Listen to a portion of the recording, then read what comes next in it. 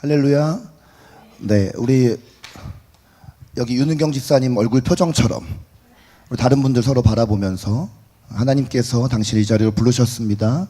하나님께서 당신 이 자리에 부르셨습니다. 아멘. 네.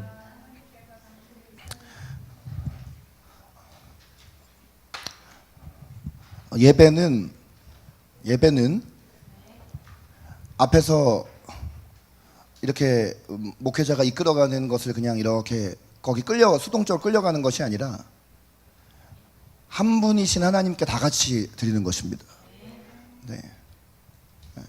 근데 예배가 무너지기 시작하는 증거 중에 하나는 예배 가운데 휴대폰 사용하는 사람들이 있다는 거예요. 여러분들 내가 몇 주 전부터 보다가 오늘 얘기하는데 예배 시간에 여러분이 휴대폰에다 설교 메모하는 건 괜찮은데 일주일에 가장 첫 시간인 이 예배 시간에도 휴대폰으로 누군가 연락을 해야 된다라면 여러분의 삶에 절대로 하나님의 은혜가 충만할 수 없어요. 그리고 예배는 하나님께 드리는 것뿐만 아니라 서로 간에 함께 공동체로 드리는 것입니다. 그래서 여러분이 예배 와서 제가 괜히 얘기하는 게 아니라 옆에 있는 사람을 이렇게 주님의 사랑이 가득 담긴 얼굴 표정으로 바라보는 것도 하나님께서 기뻐 받으실 예배입니다. 다시 여러분 그 표정으로, 좋은 표정으로 옆에 있는 분에게 사랑하고 축복합니다 인사하시기 바라요. 네. 뭐 이렇게 말해도 다음 주가 다시 원점 될 수 있겠지만 주님 다시 오시는 그날까지 얘기할 겁니다. 오늘 여러분 맥주 감사주일로 우리가 지킵니다. 우리 교회가 1년에 2번 감사주일을 지키는데 맥주 감사주일, 추수 감사주일 이렇게 2번의 감사주일을 지키죠. 원래 이 맥주 감사주일이 어떻게 시작되었느냐, 구약 시대에는 구약의 3대 절기로서 유월절과 초막절과 맥추절 이렇게 세 절기가 있었어요. 이 맥추절은 상반기에 농사 지을 때 중요한 수확물이 밀입니다. 밀. 상반기에 수확하는 이 밀은 보통 6월 정도 될 때 이제 거두게 되어 있어요. 그리고 하반기에 거두는 농산물은 한 10월에서 11월에 거두게 되어 있어요. 근데 이 맥추절이라는 절기를 성경은 몇 군데서 이렇게 다른 명칭으로 이렇게 부르는데 농사 지은 그 밀의 가장 첫 번째 열매를 드린다. 그래서 첫 열매, 초실 이란 이름 붙여서 초실절이라고도 하고, 그리고 우리가 몇 주 전에 이제 성령 강림 주일에 설교 때 언급을 했었지만 6월절로부터 50일째 되는 날이라고 하면은 오순절이라고 부르기도 하고, 그리고 6월절 다음 날부터 해서 7일씩 7주 후에 있는 날, 그래서 이렇게 명칭을 하면 77절이라고도 하고, 그래서 다 같은 명칭이에요. 맥추절, 그리고 초실절, 오순절, 칠실절. 근데 이 이스라엘 백성들이 이 맥추절을 지켰던 의미 중에 하나는 밀추수하는 것에만 있었던 것이 아니라 사실 이 맥추절 날이 구약 성경 시대에 이스라엘 백성이 이집트에서 나와서 시내산에서 율법을 받은 때이기도 하고, 또 신약 성경 시대에서는 예수님께서 부활하신 지 50일째 되는 날에 이제 성령님께서 강림하신 그 날이기도 한 것입니다. 이런 의미들이 다 이 맥주 감사절 안에 담겨 있는 의미들이에요. 우리 한국에서는 이제 선교사님이 오셔서 처음 이렇게 복음을 전하고 선교를 할 때 대부분이 그 당시에는 이 한국 사람들이 하던 주 일이 뭐냐면 농사를 짓는 일이에요. 그래서 봄철에는 주된 농산물이 뭐냐면 보리이란 말이죠. 그래서 이 보리를 6월 초순이나 중순에 수확을 했어요. 그리고 상반기가 시작되는 7월 첫째 주일. 네, 1년의 반이 지났잖아요. 이제 오늘을 기점으로 해서 이제 지난 반년 지났고 이제 앞으로 반년. 네, 우리 대학교 입학한 지 엊그제 같은데 한 학기 지나고 이제 곧 2학년 됩니다. 이때 한국 사람들 안에서 맥추감사절을 지키게 된 것이에요. 사실은 이제 우리가 더 이상 농사를 짓지 않는 농경사회가 주 우리 한국 사회의 문화가 아닌 이 현대사회에는 맥추감사주의를 지켜야 되나? 라고 생각을 하는데, 사실 우리가 이제 한번 이 맥추절을 처음 지키기 시작한 이 이스라엘 백성들의 정신으로 돌아가 보면, 사실 이스라엘 백성들이 이집트를 나와서 약속의 땅인 가나안으로 들어가기 전까지 그들이 지냈던 곳이 광야란 말이에요. 광야. 그런데 이 광야에서는 하나님께서 아무것도 없는, 광야라는 말 자체가 뜻하는 게 뭐야? 아무것도 없다는 거거든요. 아무것도 없는 곳이 광야거든요. 근데 여러분, 아무것도 없는 이 광야에서 하나님의 백성인 이스라엘 백성들을 하나님께서 굶겨 죽이지 않으셨어요.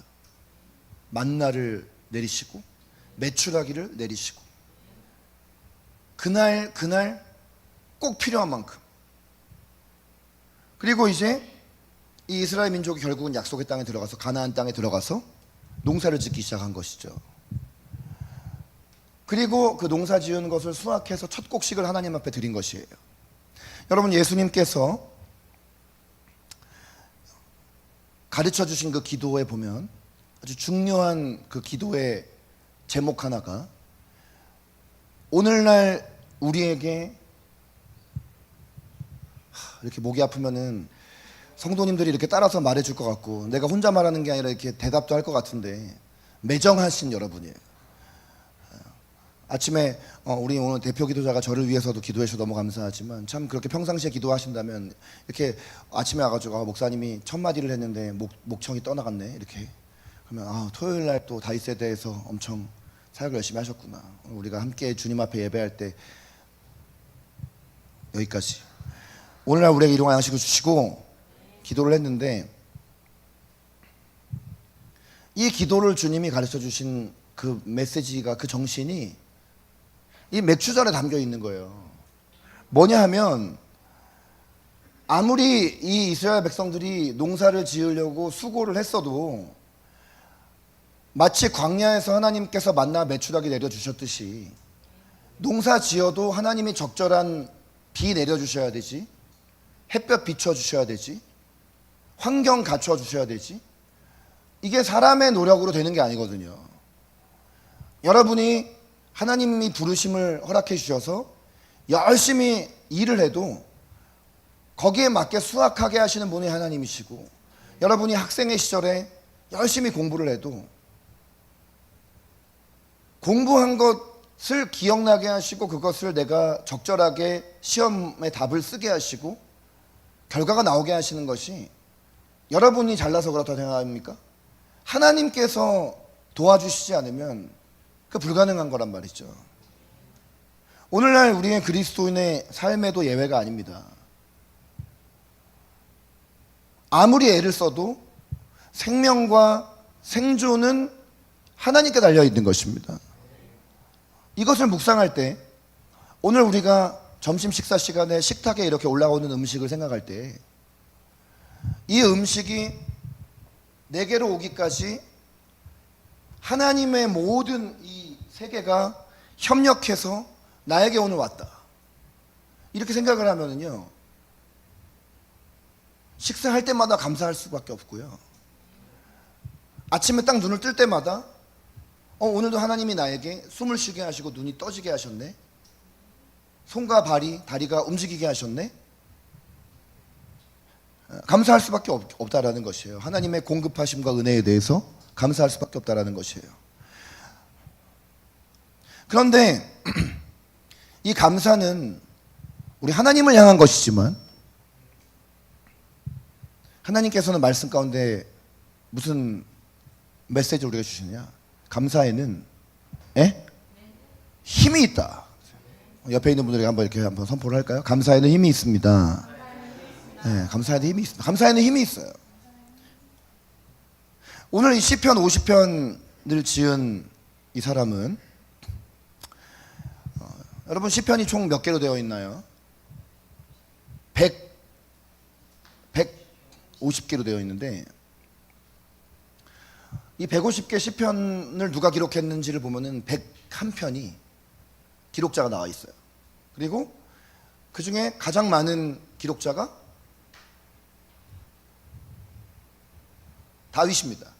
그 다음에 다윗이 가장 많이 써서 73편을 썼어요. 그 다음이 12편을 기록한 사람인데 그 기록자가 오늘 이 시편을 쓴 사람이에요. 성경 여러분이 펴서 오늘 성경을 읽었다면 아직도 성경을 이제 스마트폰으로 보시는 분들이 계시는데 제가 말씀드렸죠. 성경을 구입할 수 있도록 교회에서 협력합니다. 성경 그 70편의 표제에 보면은요. 아삽의 시 이렇게 되어 있어요. 자, 저 12편의 기록자가 아삽인데요. 이 아삽이 누구냐? 다윗 왕의 시대에 다윗이 임명한 성전의 예배 음악가 3명이 있습니다. 이 사람들이 누구냐면 아삽과 헤만과 여두둔이에요. 다윗과 솔로몬 치하에서 성전 찬양단의 책임자였던 사람이에요. 오늘날로 말하면 예배 인도자. 역대하 29장 30절에 보면 이 아삽은 선견자라고 불렸어요. 선견자는 하나님께서 보여주시는 계시를 보는 사람을 선견자라고 해요. 선지자와 비슷한 것이죠. 선지자는 하나님께로부터 메시지를 받는 사람인데 글로 말로 메시지를 받는 사람인데 선견자는 하나님의 메시지를 환상으로 보는 사람이에요. 그러니 이 사람은 단지 그냥 앞에서 노래 잘하고 악기 연주 잘하는 음악가가 아니라 신령한 음악가, 기름 부으심을 받은 예배자였던 것입니다. 굉장히 하나님의 영에 민감했던.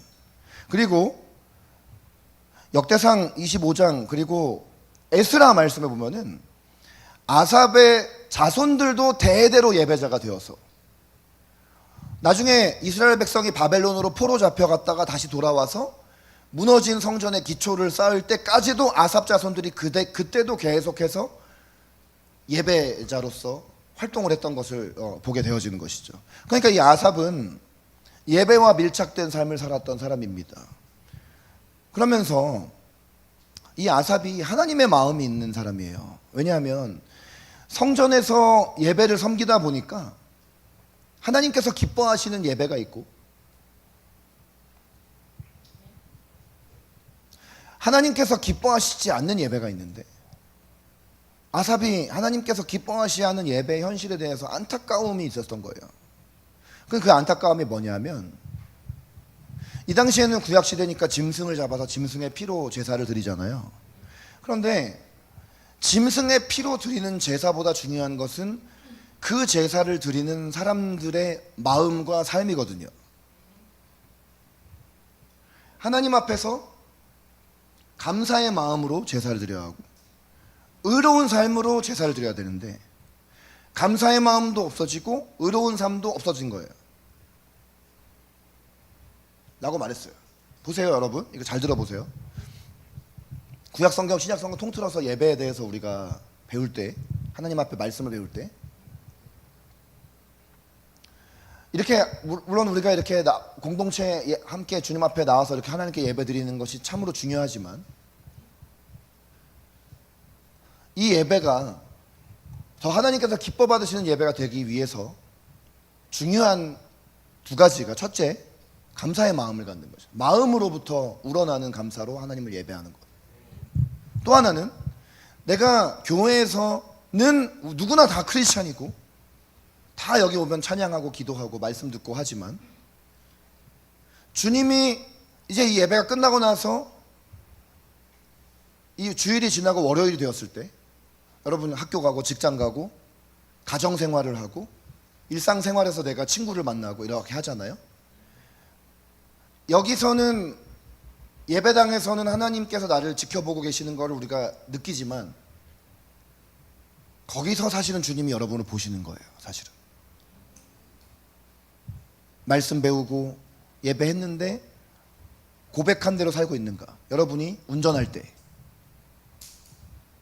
여러분이 차를 운전하는 분이라면 몇 분 안 계시지만 이렇게 운전을 하고 할 때 몇 분, 이제 2분밖에 안 계시네요 운전자가. 운전을 하고 이렇게 갈 때 빨리 가려고 사람이 건너야 되는 초록불이 아직도 깜빡거리고 있는데 속도 위반 단속 카메라가 없다고 해가지고 웅 하고, 아니면 누가 이렇게 끼어들었다고 해서 에이 막 쌍시옷이 나오고. 그럼 하나님이 그때는 안 계시는 겁니까? 여러분한테 오셔서 얘 보라마, 어제 내 앞에서 인자와 자비를 구하더니 입에서 지금 뭐라고 했지? 공부를 하는 우리 학생이라면 막 시험을 앞두고 이제 기말고사 다 끝났죠. 기말고사 끝난 것 같아요. 오늘 예배 분위기를 보니 지난주와 너무 달라가지고 이게 이 예배를 드릴 때도 머릿속으로는 생각하는 거예요. 예를 뭘 들어볼까요? 뭐 영어에 무슨 현재 완료, 과거 완료, 어쩌고, 가정법 과거 완료, 머리 아프죠, 그렇죠? 다현자매 어때요? 고등학생 때 코사인 탄젠트 이렇게 생각하면서 머릿속에서 계속 삼각형 움직이고. 내가 여기서 예배드리고 막상 학업의 자리로 갔을 때 사실 하나님 앞에 먼저 여러분이 딱 첫 시간 먼저 하나님께 드리고 나서 공부해도 되는데, 그게 시험 기간이든 시험 기간이 아니든 어쨌든 간에 내 삶은 일단 하나님이 주인이니 하나님께 내 삶을 먼저 드리는 게 우선이 딱 돼야 되는데, 괜히 시험 기간이 되면은 하나님 잃어버리고 책부터 펴고 앉아 있거나, 아니면 그렇게 열심히 공부도 안 하면서 사실 솔직히 말하면, 내가 지난주에도 우리 어떤 청소년한테 물어봤어. 어제 일찍 잤어? 몇 시에 잤대? 새벽에 잤대. 노느라고? 아니 노느라고 잤다. 어차피 노느라고 늦게 자는데 뭐하러 늦게 자요? 주일날 여기 아침에 와서 예배 드리기 위해서 일찍 잠을 자야지. 우리가 감사의 마음과 의로운 삶을 가지고 주님을 예배하는 것이 성숙한 예배자입니다. 그래서 이 당시에 이 아삽이 그렇지 못한 예배자들 때문에 마음에 안타까움이 있었어요. 그래서 기록한 시편이 시편 50편이에요. 시편 50편 23절이 말하기를, 감사로 제사를 드리는 자가 나를 영화롭게 하나니 그의 행위를 옳게 하는 자에게 내가 하나님의 구원을 보이리라 하면서, 감사로 제사를 드리는 자가 하나님을 영화롭게 한다. 감사는 하나님께 고마운 마음을 느끼고 그것을 표현하는 것입니다. 느끼는 것만이 아니라 그것을 표현하는 것이에요. 우리 모든 신앙 고백의 기초가 되는 웨스터민스터 소요리 문답의 가장 첫 문답에 보면은 사람의 제일 되는 목적은 하나님을 영화롭게 하고 영원토록 그를 즐거워하는 것이다.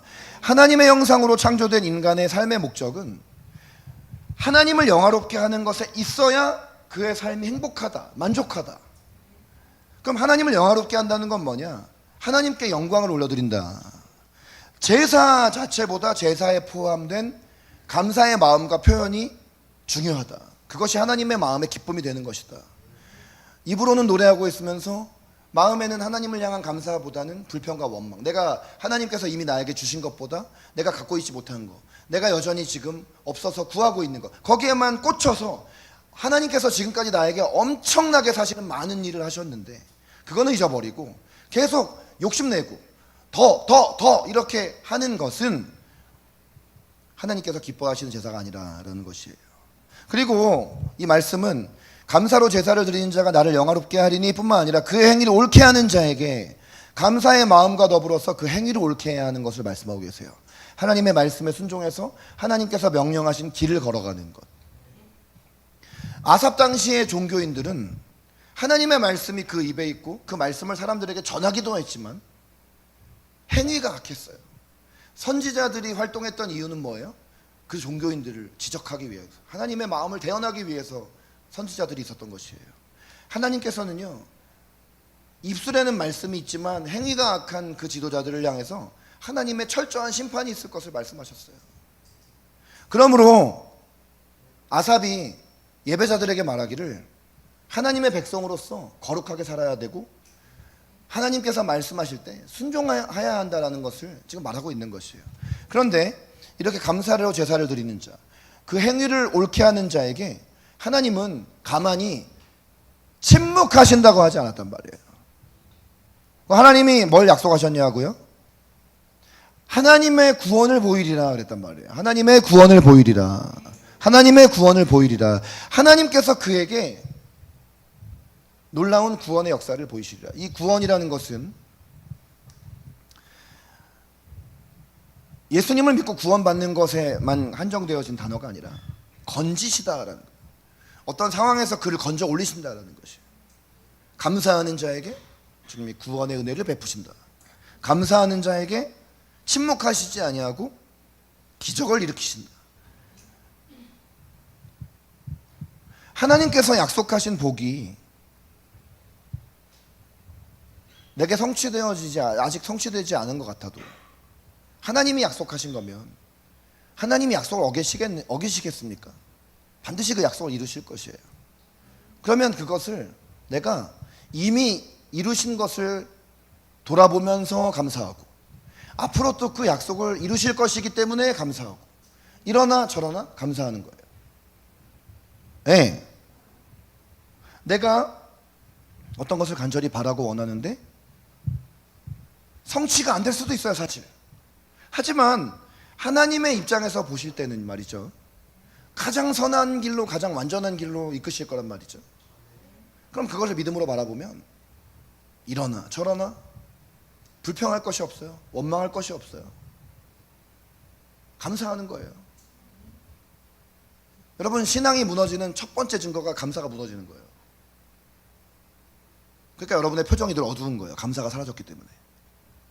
아무리 여러분이 아침에 오늘 여러분의 부모님이나 여러분의 자녀와 싸우고 왔다고 해도, 네, 오늘 이따 딱 예배당에 들어오면 여러분 이 예배당에서 하나님이 여러분을 안아주시려고 기다리십니다. 그러면 그거를 안다면 표정이 밝아질 수밖에 없고, 찬양하는 가운데 우리가 감사와 기쁨의 눈물이 흐를 수밖에 없어요.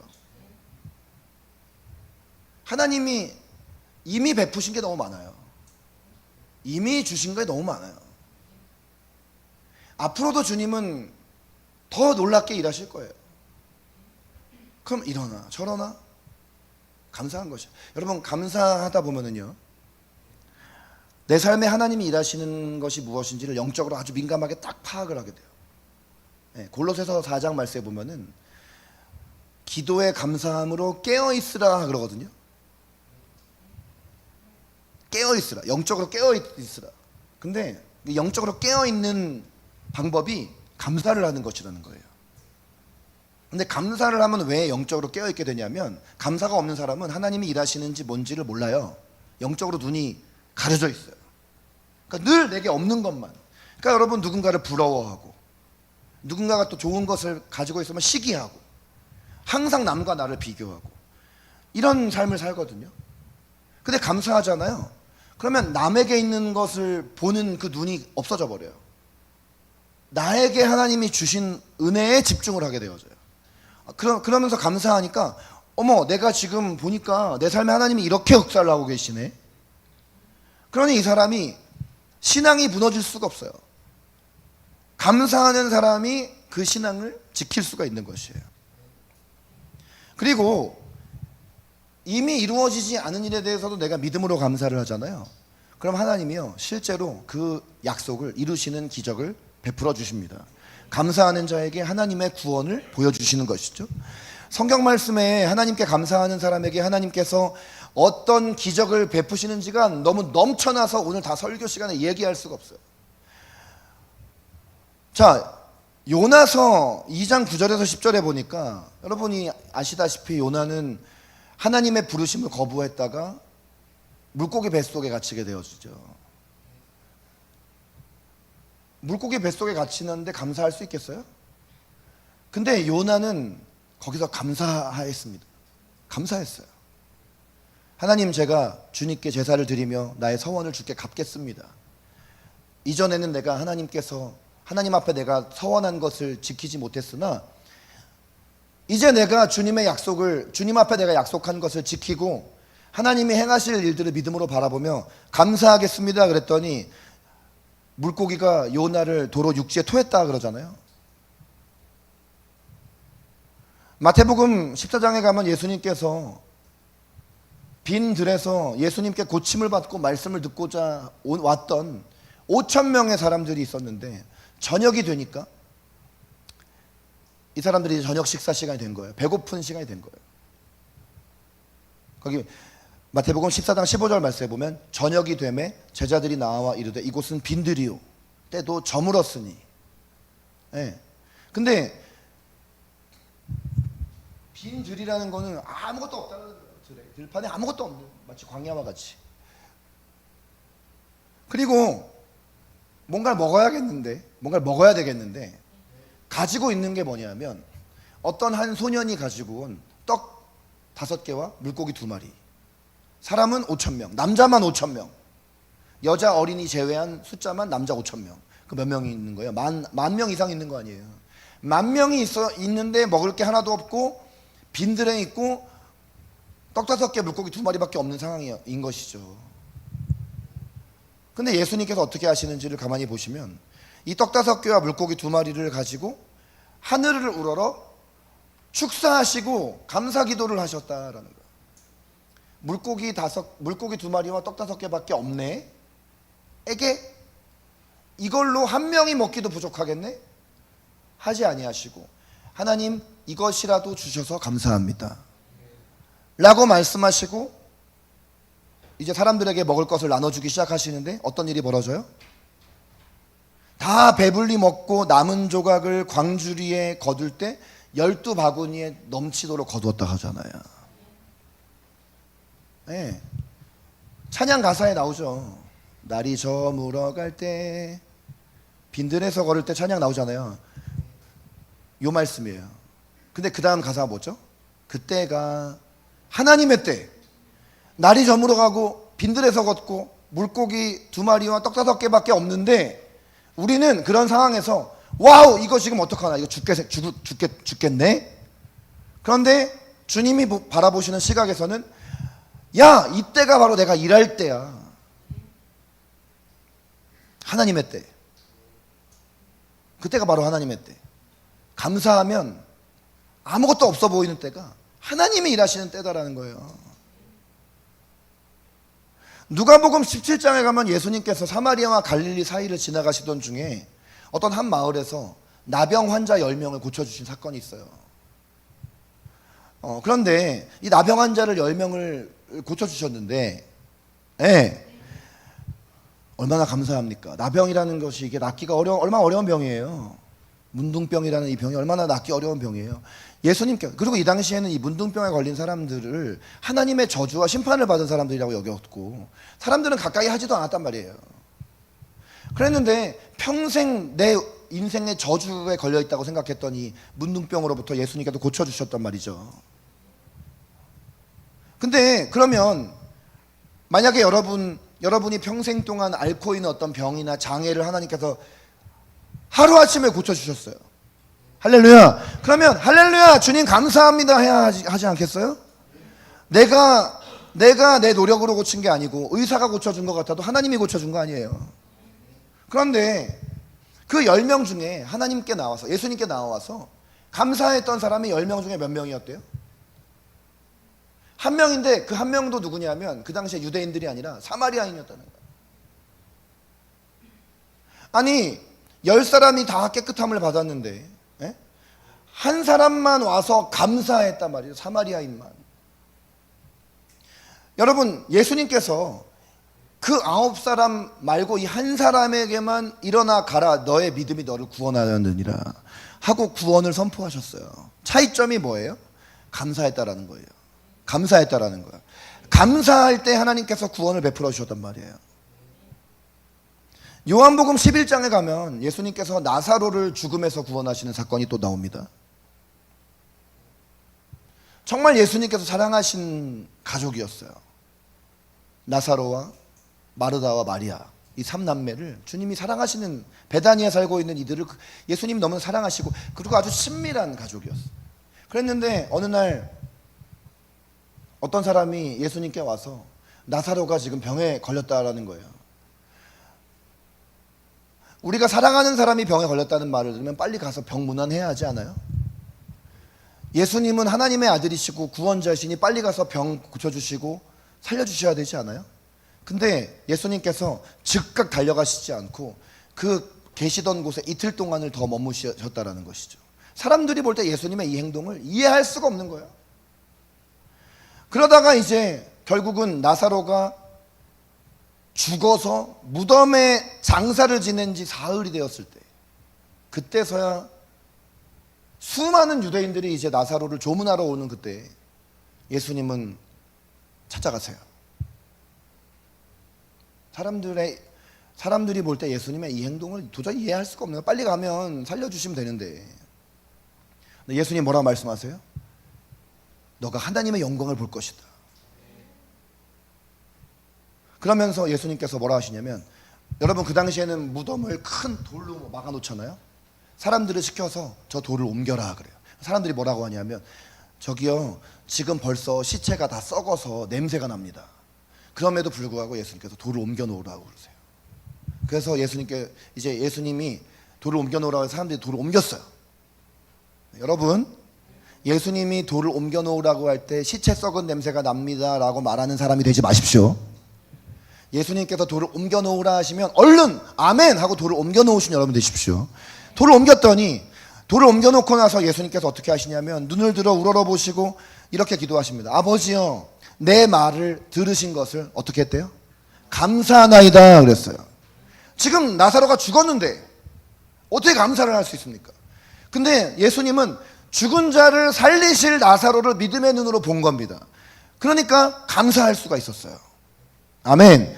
그러고 나서, 이 기도하고 나서, 이 돌 옮겨놓고 나서 무덤을 향해서 예수님께서 나사로야 나오라 그랬더니, 나사로가 그 당시에 시체를 미라처럼 이렇게 둘둘둘 천으로 감아놨잖아요. 그 둘둘둘 천으로 감아놓았던 나사로가 걸어 나오는 거예요.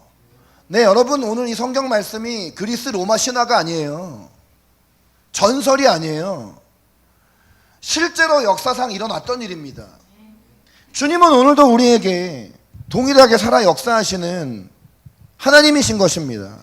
그러므로 우리가 어떠한 상황과 환경 가운데서도 하나님을 향해서 이미 주신 것을 돌아보며 감사하고, 앞으로 주님이 우리의 삶 가운데 일하실 것을 믿음으로 바라보며 감사를 해야 하는 것이죠. 감사하면은요, 기적이 일어나는 것입니다. 감사하지 않는 인간은 바보 멍청이에요. 감사하기 시작하면은요, 먼저 우리의 마음부터 변화가 됩니다.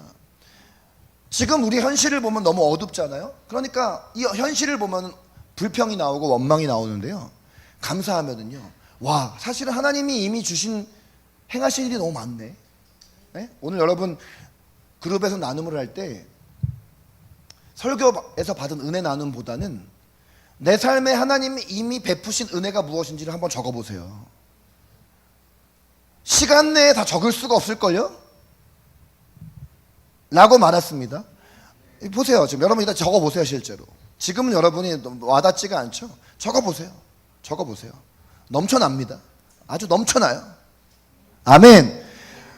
우리의 마음이 그 감사의 제목들을 보면서 막 기뻐하면서 즐거워할 수밖에 없게 되어지는 것입니다. 그리고 하나님이 앞으로도 나한테 어떻게 놀랍게 역사하실지를 막 기대를 하게 되는 것이에요.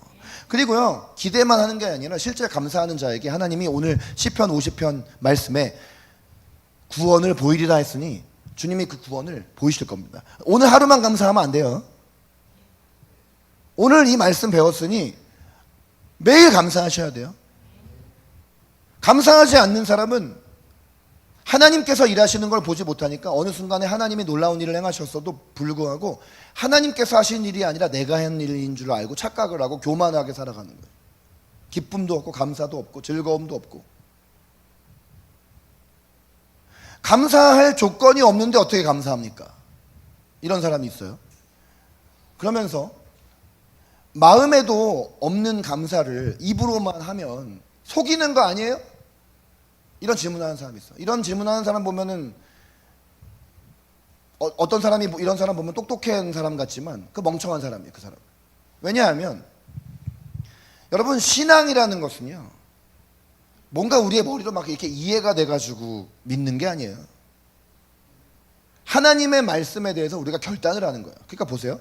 행함이 없는 믿음은 죽은 믿음이라 그랬잖아요. 그 말이 그 말이에요.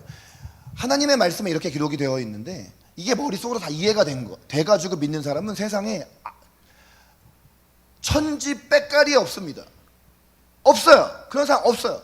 제가 목사지만 여러분한테 제가 말씀을 선포할 때 제가 성경 말씀이 이성적으로 다 이해가 돼가 천지 빽깔이란 말 사실 웃긴 말 아니에요? 네네. 슬퍼요? 알겠어요. 좀 이따 기도할 때 안수 기도하겠습니다. 그러니까 여러분 보세요. 이해가 돼가지고 그거를 다 선포하는 게 아니에요. 이해가 안 돼요. 여전히 이해 안 되는 거 너무 많아요. 하나님이 이 땅에 인간으로 오신 거 이해 안 되고요. 삼위일체 이해 안 되고요. 이해 안 됩니다. 근데 믿는 거예요. 믿는 대로 말하고 행동하는 것입니다. 결단인 것이에요. 우리 신앙의 아주 대선배인 그 어거스틴이라는 분이 뭐라고 얘기하냐면은 크레도 웃 인텔리감이라고 얘기하는 게 뭐냐면 라틴어로 나는 알기 위해서 믿는다 그랬어요. 나는 알기 때문에 믿는다 그러지 않았어요. 이해하기 때문에 믿는다 그러지 않았어요. 믿으면 알게 될 것이다. 웨슬리 목사님이 미국의 인디언들한테 선교를 가려고 선교를 갔다가 선교에 완전한 실패를 경험을 해요. 존 웨슬리 목사님이. 근데 다시 자기 살던 영국 런던으로 와가지고 지낼 때 이 웨슬리 목사님의 영적인 멘토 역할을 했던 분이 누구냐면은 피터 벨러라는 목사님, 저 오른쪽에 있는 분인데, 근데 이 피터 벨러 목사님하고 이렇게 대화를 나누고 돌아와가지고 웨슬리 목사님이 이렇게 일기에다 뭐라 썼냐면 나는 내가 이 웨슬리 목사님이 목회자임에도 불구하고 그리고 그 당시에 대단한, 지금도 대단하지만 영국의 옥스퍼드 대학교 나온 사람이잖아요. 근데 뭐라고 이렇게 썼냐면 나는 내가 불신앙인이고 구원에 이르게 하는 유일한 믿음을 소유하지 못했다는 것을 피터 벨러 목사님과 대화하는 것을 통하여 확실하게 알게 되었다 이래요. 목사인데, 목사의 아들인데, 옥스퍼드 대학교에도 공부한 사람인데, 신학 공부를 한 사람인데, 교수를 할 수 있는 사람인데, 근데요 너무 이 웨슬리 목사가 선교도 실패했지, 내가 믿음도 없다는 것도 깨달았지 이러니까 너무 절망을 해가지고 피터 벨러 멘토에게 뭐라고 얘기했냐면 난 더 이상 설교 못하겠어요. 그랬더니요 그럼 피터 벨러 목사님, 여러분이 피터 벨러라면 뭐라고 얘기할 것 같아요? 그래 좀 쉬라고, 좀 더 말씀 보면서 사역을 중단하고 좀 쉬어라. 근데 벨러가 뭐라고 얘기하는 줄 아세요? 믿음이 없다면 믿음이 생길 때까지 계속 설교를 하십시오. 그리고 그렇게 설교하다가 어느 순간 믿음을 갖게 되면 그 후에는 그 믿음에 대해서 또 설교를 하게 될 겁니다. 그래서 이 웨슬리 목사님이 멘토인 피터 벨러 목사님의 충고를 받아들이고 믿음이 없는데도 계속 하나님의 말씀을 선포하는 설교를 했다가 어느 순간에 진짜 믿음이 생긴 거야. 그리고 나니까 그 생긴 믿음을 가지고 설교를 하기 시작하니까 사람들 안에 막 권능이 나타나기 시작을 해요. 만약에 웨슬리 목사가 실패감에 빠져서 믿음이 없다는 생각을 하고 사역을 포기했다라면 어떻게 그런 일이 일어났겠어요? 감사함으로 설교하기 시작할 때 실제 그 설교한 말이 자기의 삶을 변화시킨 것이지 다 이해가 되었기 때문에 사역을 하고 설교를 했던 게 아니라는 것입니다. 그러므로 여러분, 감사할 조건이 없다라는 것도 사탄의 거짓말이고 이미 여러분의 삶에 베푸신 은혜가 너무나 크잖아요. 감사하시라는 거예요. 그리고 주님이 약속을 지키실 거 감사하시라는 거예요. 그러면 주님이 더 큰 믿음을 주시고 더 큰 감사로 주님께 영광 올려드리게 하시고 감사하는 자에게, 그 행위를 의롭게 하는 자에게 주님의 놀라운 구원을 베푸실 것입니다. 하박국 선지자가 하박국 3장 17절에서 18절에서 우리가 잘 아는 이 고백했잖아요. 함께 다 같이 읽어볼까요? 시작. 비록 무화과 나무가 고성하지 못하면 포도나무에 열매가 없으며 소출이 없으며 밭에 먹을 것이 없으며 외양간에 소가 없을지라도 나는 여호와로 말미암아 즐거워하며 구원의 하나님으로 기뻐하리로다. 사실 요 말씀이야말로 지금 딱 여러분이 이 말씀에 맞게 지금 표정 연기하셨어요. 사실 우리는 어릴 때 무화과 나무 잎이 마르고 찬양하면서 막 율동했잖아요. 우리 청소년들은 모를 수도 있어 이 찬양을. 그러나 사실은 이 하박국의 이 고백은 점점점 하나님께 불순종해서 멸망하여서 이제 곧 바벨론에 의해 잡혀갈 남유다 백성의 한 가운데서 선포한 것이거든요. 그러니까 여러분처럼 그렇게 슬픈 표정으로, 그래 진짜 무화과 나무가 무성하지 못하고 외양간에 송아지가 없어도 열매가 없어도 나는 어쩌면 눈에서는 눈물이 흐르지만 얼굴 표정으로는 기뻐하기로 결정하는 표정으로, 그러나 주님께서는 결국은 약속을 지키실 것이다. 우리 하나님의 백성으로 선택받은 이스라엘 민족을 절대 멸망시키지 않으시고 결국은 남겨둔 그루터기가 있을 것이고 포로 잡혀갈 수밖에 없겠지만 다시 돌아오게 하시고 다시 일으키실 것이다. 그 마음으로 이 고백을 한 것이죠. 할렐루야. 그러므로 어떠한 상황과 환경 가운데에서도 우리의 입술에서 이런 고백이 나오기를 원합니다. 감사하는 자에게 하나님의 구원을 베푸실 것을 우리가 믿고, 주님 감사합니다. 가진 것이 없고 날이 저물어가고 빈들에서 걷는 것 같아도 지금 이때가 바로 하나님의 때입니다. 주님이 일하실 것입니다. 주님께서 결국은 행하실 것입니다. 나는 주님께 감사하겠습니다.